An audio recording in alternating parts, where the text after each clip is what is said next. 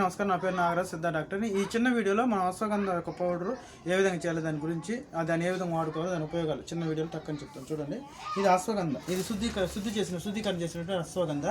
దీన్ని ఇప్పుడు మనం మిషన్కి వేయబోతున్నాం. మిషన్కి వేసిన తర్వాత ఇది చూర్ణం అవుతుంది. చూర్ణం అయిన తర్వాత దాన్ని మనం చూర్ణ రూపంలో వాడుకోవచ్చు. నేనైతే దీన్ని సిద్ధం చేసింది ఏంటంటే, నేను అశ్వగంధ లేహం చేయడానికి మనం తాటి బెల్లం ఉపయోగించి దీన్ని తాటి బెల్లం, తేనె, మనం కొన్ని రకం కొద్ది యాలక్కాయలు వేసి దీన్ని అశ్వగంధ లేహంగా చేస్తాం. ఇది పౌడర్ని లేహంగా మారుస్తాం అనమాట. మనకి అశ్వగంధ అనేది చూర్ణ రూపంలో వాడుకోవచ్చు. ఒక పావు చెంచా లేకన గోరువెచ్చని నీటితో పాలతో తీసుకోవచ్చు. అదే లేహం రూపంలో ఉంటే 6 చెంచా వరకు రోజు తీసుకోవచ్చు.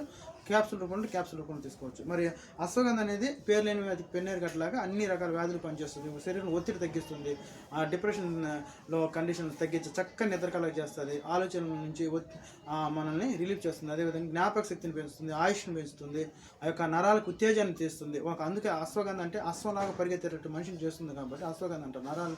నర్వ్ సిస్టంలో అత్యంత అద్భుతంగా పనిచేస్తుంది అనమాట.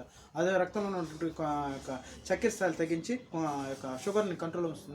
అదేవిధంగా ట్రైగ్లిజరైడ్స్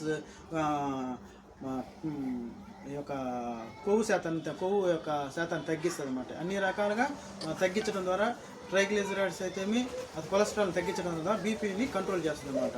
ఈ విధంగా ఒకటి కాదండి, అనేక రకాలైనటువంటి ఆ యొక్క మూలికలు యొక్క ఔషధ గుణాలు దీనిలో ఉన్నాయి. అనేక రకాలైనటువంటి వ్యాధుల్లో ఇది పనిచేస్తుంది కాబట్టి దీన్ని సర్వరోగ నివారణ అంటారు. ఇది చూడండి, మనం ఈ యొక్క మిషన్ని ఈ యొక్క మందులు చేయడానికి మనం బల్క్గా చేస్తుంటాం కాబట్టి, ఇంట్లో ప్రిపరేషన్ చేస్తాం కాబట్టి బయటికి వెళ్ళడానికి ఎక్కడ కూడా మందు లేరు. అందువల్ల ఈ మిషన్ మనం ప్రత్యేకంగా తెప్పించుకున్నాం. దీంట్లో ఇప్పుడు చూర్ణం చేస్తాం. చూడండి,